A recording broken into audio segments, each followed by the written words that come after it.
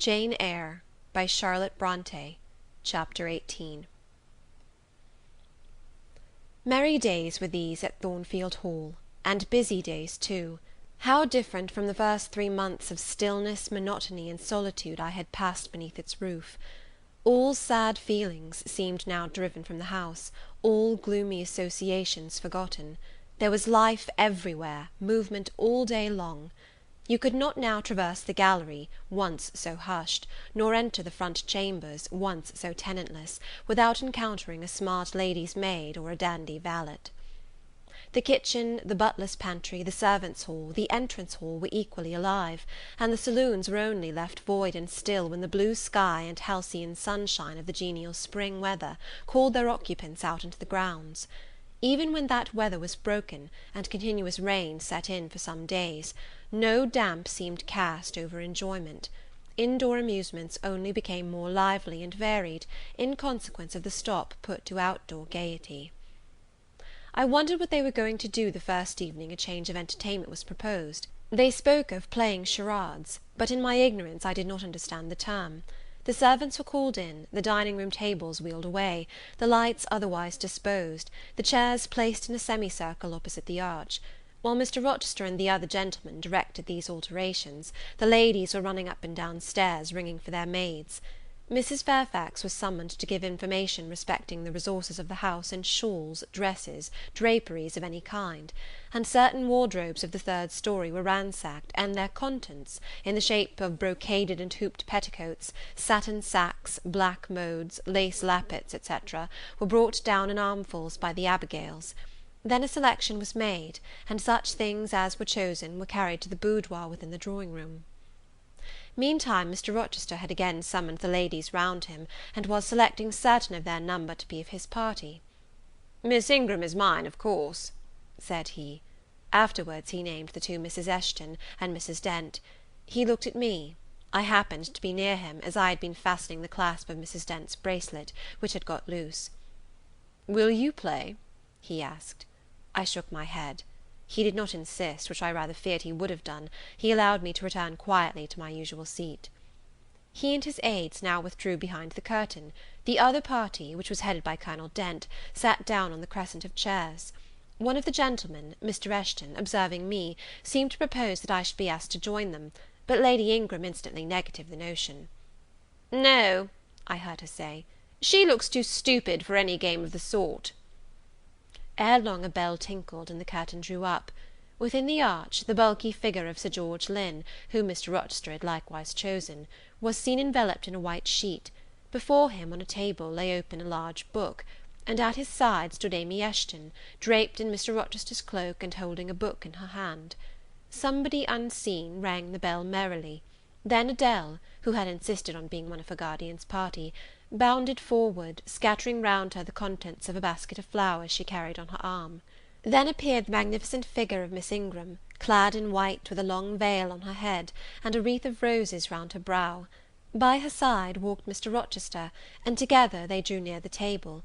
They knelt, while Mrs. Dent and Louisa Eshton, dressed also in white, took up their stations behind them. A ceremony followed in dumb show, in which it was easy to recognise the pantomime of a marriage. At its termination, Colonel Dent and his party consulted in whispers for 2 minutes, then the Colonel called out, "Bride!" Mr. Rochester bowed, and the curtain fell. A considerable interval elapsed before it again rose. Its second rising displayed a more elaborately prepared scene than the last. The drawing-room, as I have observed before, was raised 2 steps above the dining-room, and on the top of the upper step, placed a yard or 2 back within the room, appeared a large marble basin, which I recognized as an ornament of the conservatory, where it usually stood, surrounded by exotics and tenanted by goldfish, and whence it must have been transported with some trouble, on account of its size and weight. Seated on the carpet, by the side of this basin, was seen Mr. Rochester, costumed in shawls, with a turban on his head. His dark eyes and swarthy skin and Paynim features suited the costume exactly. He looked the very model of an Eastern emir, an agent or a victim of the bowstring. presently advanced into view Miss Ingram. She too was attired in oriental fashion, a crimson scarf tied sash-like round the waist, an embroidered handkerchief knotted about her temples, her beautifully moulded arms bare, one of them upraised in the act of supporting a pitcher, poised gracefully on her head. Both her cast of form and feature, her complexion and general air, suggested the idea of some Israelitish princess of the patriarchal days, and such was doubtless the character she intended to represent. She approached the basin, and bent over it as if to fill her pitcher. She again lifted it to her head. The personage on the well brink now seemed to accost her, to make some request. She hasted, let down her pitcher on her hand, and gave him to drink. From the bosom of his robe he then produced a casket, opened it, and showed magnificent bracelets and earrings. She acted astonishment and admiration. Kneeling, he laid the treasure at her feet. Incredulity and delight were expressed by her looks and gestures. The stranger fastened the bracelets on her arms, and the rings in her ears. It was Eliza and Rebecca; the camels only were wanting. The divining party again laid their heads together. Apparently they could not agree about the word or syllable the scene illustrated. Colonel Dent, their spokesman, demanded the tableau of the whole, whereupon the curtain again descended. On its third rising only a portion of the drawing-room was disclosed, the rest being concealed by a screen, hung with some sort of dark and coarse drapery. The marble basin was removed. In its place stood a deal table and a kitchen chair. These objects were visible by a very dim light proceeding from a horn lantern, the wax candles being all extinguished. Amidst this sordid scene sat a man with his clenched hands resting on his knees, and his eyes bent on the ground. I knew Mr. Rochester, though the begrimed face, the disordered dress, his coat hanging loose from one arm, as if it had been almost torn from his back in a scuffle, the desperate and scowling countenance, the rough, bristling hair might well have disguised him. As he moved, a chain clanked. To his wrists were attached fetters. "Bridewell!" exclaimed Colonel Dent, and the charade was solved. A sufficient interval having elapsed for the performers to resume their ordinary costume, they re-entered the dining-room. Mr. Rochester led in Miss Ingram. She was complimenting him on his acting. "Do you know," said she, "that of the three characters I liked you in the last best. Oh, had you but lived a few years earlier, what a gallant gentleman highwayman you would have made!" "Is all the soot washed from my face?" he asked, turning it towards her. "Alas, yes, more's the pity. Nothing could be more becoming to your complexion than that ruffian's rouge." "You would like a hero of the road, then?" "An English hero of the road would be the next best thing to an Italian bandit, and that could only be surpassed by a Levantine pirate." "Well, whatever I am, remember you are my wife. We were married an hour since, in the presence of all these witnesses." She giggled, and her colour rose. "Now, Dent," continued Mr. Rochester, "it is your turn." And as the other party withdrew, he and his band took the vacated seats. Miss Ingram placed herself at her leader's right hand. The other diviners filled the chairs on each side of him and her. I did not now watch the actors. I no longer waited with interest for the curtain to rise. My attention was absorbed by the spectators. My eyes, erewhile fixed on the arch, were now irresistibly attracted to the semicircle of chairs. What charade Colonel Dent and his party played, what word they chose, how they acquitted themselves, I no longer remember; but I still see the consultation which followed each scene. I see Mr. Rochester turn to Miss Ingram, and Miss Ingram to him. I see her incline her head towards him, till the jetty curls almost touch his shoulder and wave against his cheek. I hear their mutual whisperings. I recall their interchanged glances, and something even of the feeling roused by the spectacle returns in memory at this moment. I have told you, reader, that I had learnt to love Mr. Rochester. I could not unlove him now, merely because I found that he had ceased to notice me, because I might pass hours in his presence, and he would never once turn his eyes in my direction, because I saw all his attentions appropriated by a great lady, who scorned to touch me with the hem of her robes as she passed, who, if even her dark and imperious eye fell on me by chance, would withdraw it instantly, as from an object too mean to merit observation.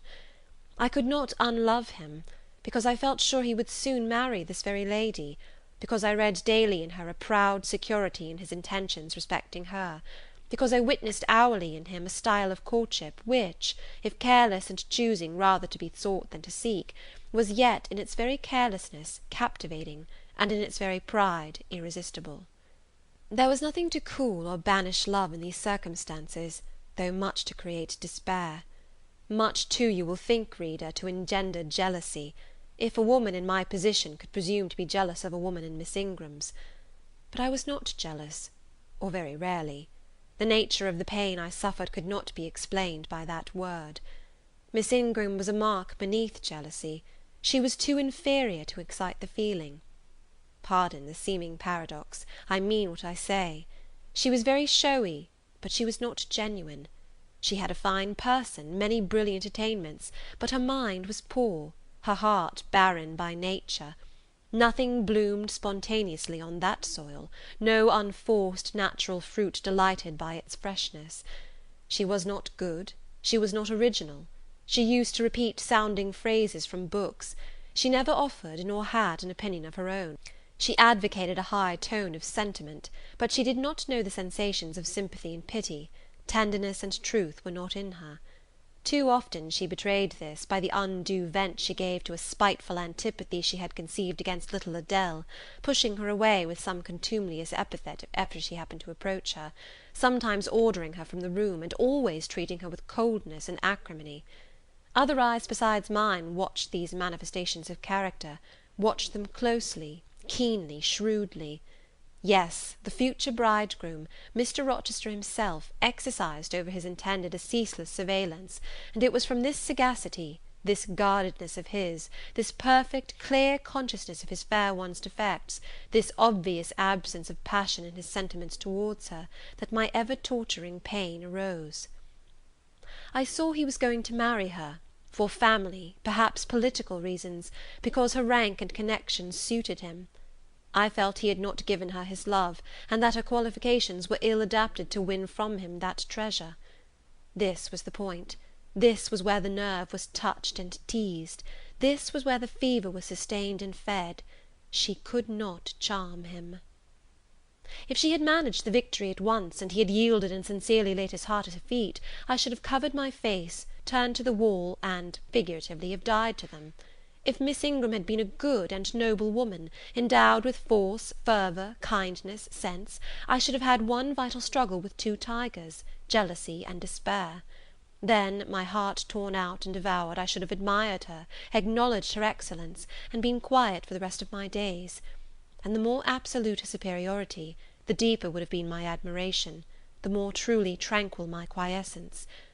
But as matters really stood, to watch Miss Ingram's efforts at fascinating Mr. Rochester, to witness their repeated failure, herself unconscious that they did fail, vainly fancying that each shaft launched hit the mark, and infatuatedly pluming herself on success, when her pride and self-complacency repelled further and further what she wished to allure, to witness this was to be at once under ceaseless excitation and ruthless restraint.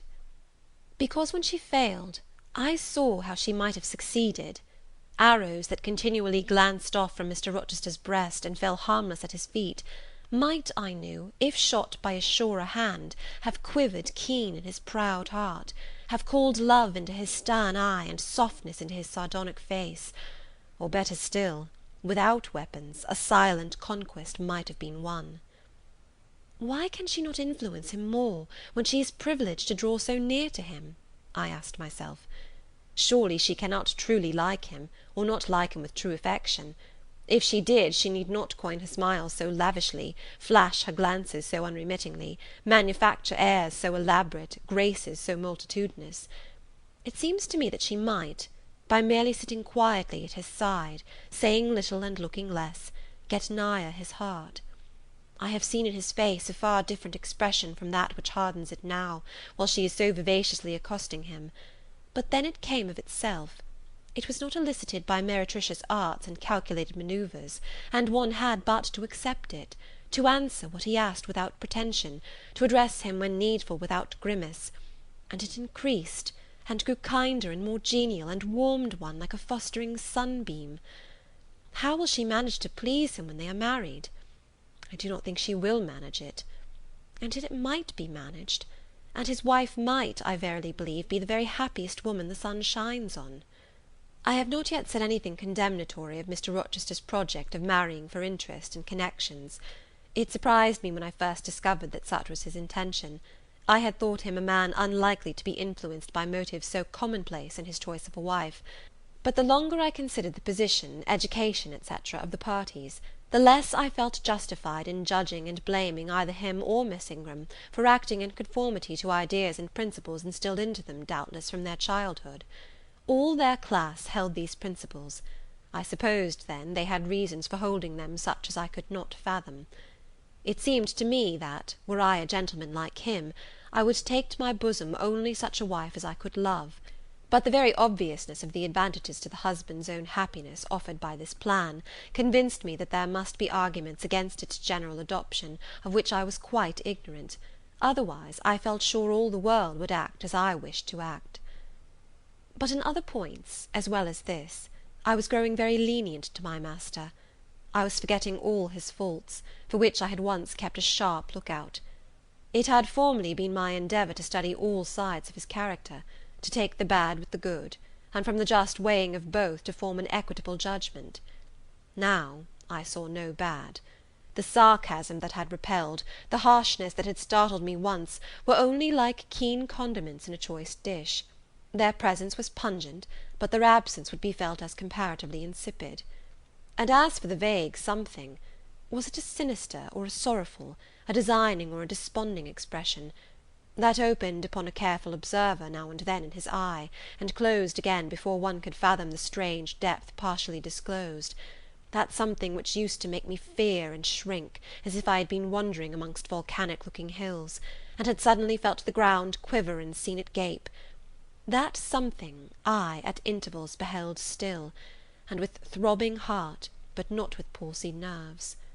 Instead of wishing to shun him, I longed only to dare, to divine it; and I thought Miss Ingram happy, because one day she might look into the abyss at her leisure, explore its secrets, and analyze their nature.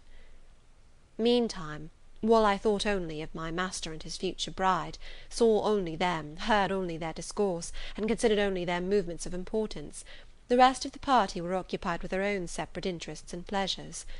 The ladies Lynn and Ingram continued to consort in solemn conferences, where they nodded their two turbans at each other, and held up their four hands in confronting gestures of surprise, or mystery, or horror, according to the theme on which their gossip ran, like a pair of magnified puppets. Mild Mrs. Dent talked with good-natured Mrs. Eshton, and the two sometimes bestowed a courteous word or smile on me.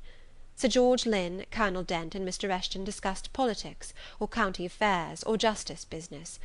Lord Ingram flirted with Amy Eshton, Louisa played and sang to and with one of the Messrs. Lynn, and Mary Ingram listened languidly to the gallant speeches of the other. Sometimes all, as with one consent, suspended their by-play to observe and listen to the principal actors; for after all Mr. Rochester, and, because closely connected with him, Miss Ingram, were the life and soul of the party. If he was absent from the room an hour, a perceptible dullness seemed to steal over the spirits of his guests, and his re-entrance was sure to give a fresh impulse to the vivacity of conversation. The want of his animating influence appeared to be peculiarly felt one day that he had been summoned to Millcote on business, and was not likely to return till late. The afternoon was wet; a walk the party had proposed to take to see a gipsy camp, lately pitched on a common beyond Hay, was consequently deferred. Some of the gentlemen were gone to the stables; the younger ones, together with the younger ladies, were playing billiards in the billiard-room. The dowagers Ingram and Lynn sought solace in a quiet game at cards. Blanche Ingram, after having repelled, by supercilious taciturnity, some efforts of Mrs. Dent and Mrs. Eshton to draw her into conversation, had first murmured over some sentimental tunes and airs on the piano, and then, having fetched a novel from the library, had flung herself in haughty listlessness on a sofa, and prepared to beguile, by the spell of fiction, the tedious hours of absence. The room and the house were silent; only now and then the merriment of the billiard players was heard from above. It was verging on dusk, and the clock had already given warning of the hour to dress for dinner, when little Adele, who knelt by me in the drawing-room window-seat, suddenly exclaimed, "Voilà Monsieur Rochester, qui revient!" I turned, and Miss Ingram darted forwards from her sofa; the others too looked up from their several occupations, for at the same time a crunching of wheels and a splashing tramp of horse hoofs became audible on the wet gravel. A post-chaise was approaching. "What can possess him to come home in that style?" said Miss Ingram. "He rode Mesrour, the black horse, did he not, when he went out? And Pilot was with him? What has he done with the animals?" As she said this, she approached a tall person and ample garments so near the window that I was obliged to bend back almost to the breaking of my spine.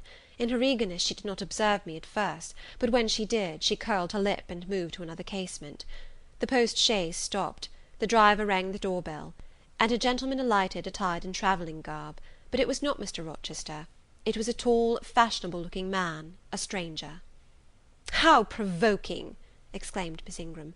"You tiresome monkey," apostrophising Adele, "who perched you up in the window to give false intelligence!" And she cast on me an angry glance, as if I were in fault. Some parleying was audible in the hall, and soon the newcomer entered. He bowed to Lady Ingram, as deeming her the eldest lady present. "It appears I come at an inopportune time, madam," said he, "when my friend, Mr. Rochester, is from home; but I arrive from a very long journey, and I think I may presume so far on old and intimate acquaintance as to install myself here till he returns." His manner was polite. His accent, in speaking, struck me as being somewhat unusual, not precisely foreign, but still not altogether English. His age might be about Mr. Rochester's, between 30 and 40. His complexion was singularly sallow. Otherwise he was a fine-looking man, at first sight especially. On closer examination, you detected something in his face that displeased, or rather that failed to please. His features were regular, but too relaxed. His eye was large and well cut, but the life looking out of it was a tame, vacant life. At least so I thought. The sound of the dressing-bell dispersed the party. It was not till after dinner that I saw him again. He seemed then quite at his ease. But I liked his physiognomy even less than before. It struck me as being at the same time unsettled and inanimate. His eye wandered, and had no meaning in its wandering. This gave him an odd look, such as I never remembered to have seen. For a handsome and not unamiable-looking man, he repelled me exceedingly. There was no power in that smooth-skinned face of a full oval shape, no firmness in that aquiline nose and small cherry mouth, there was no thought on the low, even forehead, no command in that blank brown eye. As I sat in my usual nook, and looked at him with the light of the girandole on the mantelpiece beaming full over him, for he occupied an armchair drawn close to the fire, and kept shrinking still nearer, as if he were cold, I compared him with Mr. Rochester. I think, with deference be it spoken, the contrast could not be much greater between a sleek gander and a fierce falcon, between a meek sheep and the rough-coated, keen-eyed dog, its guardian. He had spoken of Mr. Rochester as an old friend. A curious friendship theirs must have been, a pointed illustration indeed of the old adage that extremes meet. 2 or 3 of the gentlemen sat near him, and I caught at times scraps of their conversation across the room. At first I could not make much sense of what I had heard, for the discourse of Louisa Eshton and Mary Ingram, who sat nearer to me, confused the fragmentary sentences that reached me at intervals. These last were discussing the stranger. They both called him a beautiful man.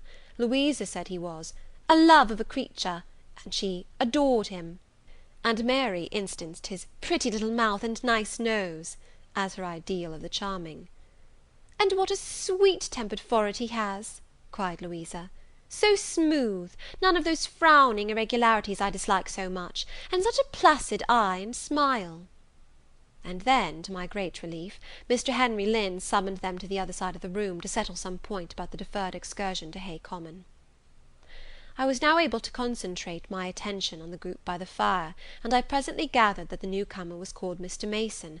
Then I learned that he was but just arrived in England, and that he came from some hot country, which was the reason, doubtless, his face was so sallow, and that he sat so near the hearth, and wore a surtout in the house.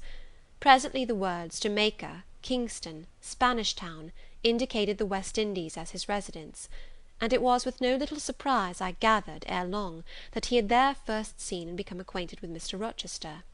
He spoke of his friend's dislike of the burning heats, the hurricanes, and rainy seasons of that region. I knew Mr. Rochester had been a traveller, Mrs. Fairfax had said so, but I thought the continent of Europe had bounded his wanderings. Till now I had never heard a hint given of visits to more distant shores. I was pondering these things, when an incident, and a somewhat unexpected one, broke the thread of my musings. Mr. Mason, shivering as some one chanced to open the door, asked for more coal to be put on the fire, which had burnt out its flame, though its mass of cinder still shone quite hot and red. The footman, who brought the coal, in going out, stopped near Mr. Eshton's chair, and said something to him in a low voice, of which I heard only the words, "old woman," quite troublesome. "Tell her she shall be put in the stocks if she does not take herself off," replied the magistrate. "No, stop," interrupted Colonel Dent. "Don't send her away, Eshton. We might turn the thing to account. Better consult the ladies." And speaking aloud, he continued, "Ladies, you talked of going to Hay Common to visit the gipsy camp. Sam here says that one of the old Mother Bunches is in the servants' hall at this moment, and insists upon being brought in before the quality to tell them their fortunes. Would you like to see her?" "Surely, Colonel," cried Lady Ingram, "you would not encourage such a low impostor. Dismiss her by all means at once." "But I cannot persuade her to go away, my lady," said the footman, "nor can any of the servants. Mrs. Fairfax is with her just now, entreating her to be gone; but she has taken a chair in the chimney corner, and says nothing shall stir her from it till she gets leave to come in here." "What does she want?" asked Mrs. Eshton. "To tell the gentry their fortune, she says, ma'am, and she swears she must and will do it." "What is she like?" inquired the Mrs. Eshton in a breath. "A shockingly ugly old creature, miss, almost as black as a crock." "Why, she's a real sorceress," cried Frederick Lynn. "Let us have her in, of course." "To be sure," rejoined his brother, "it would be 1,000 pities to throw away such a chance of fun." "My dear boys, what are you thinking about?" exclaimed Mrs. Lynn. "I cannot possibly countenance any such inconsistent proceeding," chimed in the Dowager Ingram. "Indeed, mamma, but you can and will," pronounced the haughty voice of Blanche, as she turned round on the piano stool, where till now she had sat silent, apparently examining sundry sheets of music. "I have a curiosity to hear my fortune told, therefore, Sam, order the beldam forward." "My darling Blanche, recollect—" "I do. I recollect all you can suggest, and I must have my will. Quick, Sam." "Yes, yes, yes," cried all the juveniles, both ladies and gentlemen. "Let her come, it will be excellent sport." The footman still lingered. "She looks such a rough one," said he. "Go!" ejaculated Miss Ingram, and the man went. Excitement instantly seized the whole party. A running fire of raillery and jest was proceeding when Sam returned. "She won't come now," said he. "She says it's not her mission to appear before the vulgar herd, them's her words. I must show her into a room by herself, and then those who wish to consult her must go to her one by one." "You see now, my queenly Blanche," began Lady Ingram, "she encroaches. Be advised, my angel girl, and—" "Show her into the library, of course," cut in the angel girl. "It is not my mission to listen to her before the vulgar herd either. I mean to have her all to myself. Is there a fire in the library?" "Yes, ma'am, but she looks such a tinkler." "Cease that chatter, blockhead, and do my bidding." Again Sam vanished, and mystery, animation, expectation rose to full flow once more. "She's ready now," said the footman as he reappeared. "She wishes to know who will be her first visitor." "I think I had better just look in upon her before any of the ladies go," said Colonel Dent. "Tell her, Sam, a gentleman is coming." Sam went and returned. "She says, sir, that she'll have no gentlemen; they need not trouble themselves to come near her, nor," he added, with difficulty expressing a titter, "any ladies either, except the young and single." "By Jove, she has taste!" exclaimed Henry Lynn. Miss Ingram rose solemnly.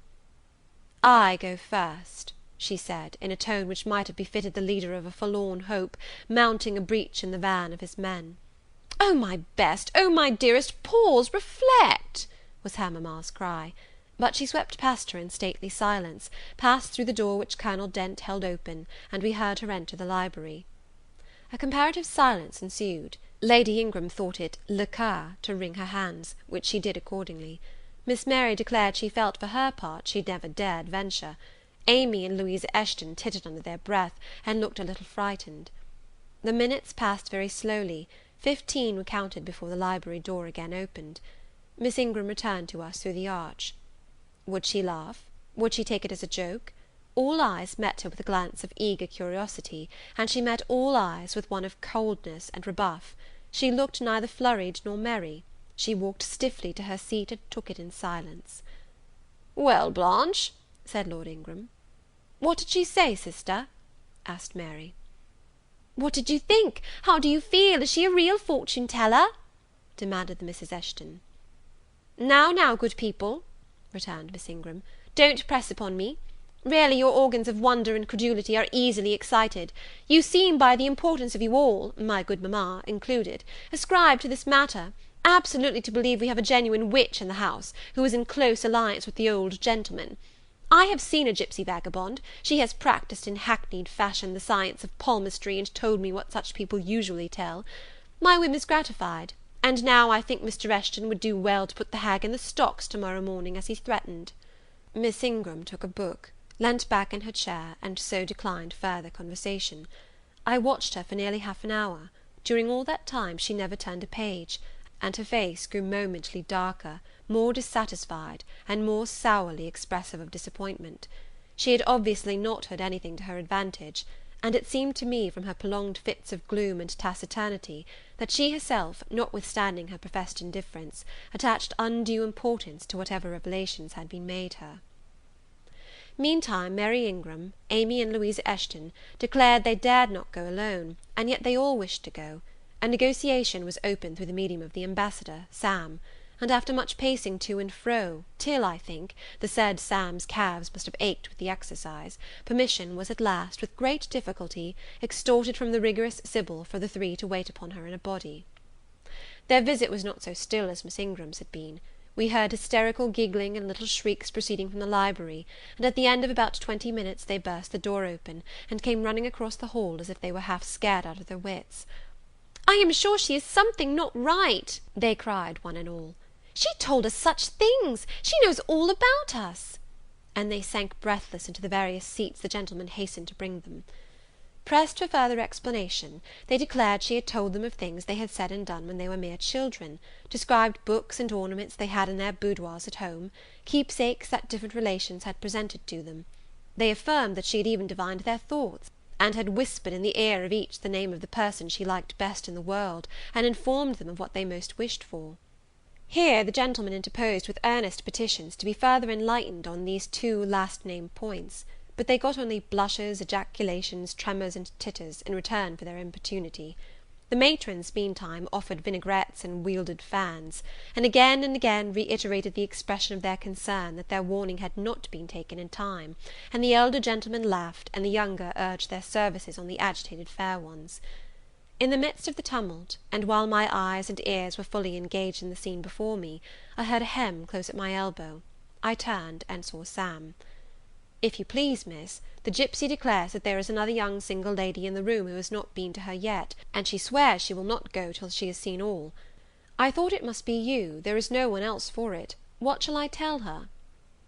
"Oh, I will go by all means," I answered, and I was glad of the unexpected opportunity to gratify my much excited curiosity. I slipped out of the room, unobserved by any eye, for the company were gathered in one mass about the trembling trio just returned, and I closed the door quietly behind me. "If you like, miss," said Sam, "I'll wait in the hall for you, and if she frightens you, just call and I'll come in." "No, Sam, return to the kitchen. I am not in the least afraid." Nor was I, but I was a good deal interested and excited. Chapter 18.